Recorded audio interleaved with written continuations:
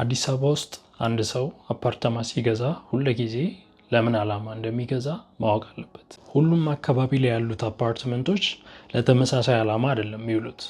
አንዳንዱ አካባቢ ምናልባት ለማከራየት የሚሆን ሊሆን ይችላል።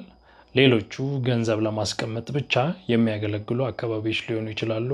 አንዳንዶቹ ደግሞ በደንብ አትርፋችሁ መሸጥ የምትችሉበት ገንዘባችሁን የሚያበዛላችሁ አፓርታማዎች ሊሆኑ ይችላሉ።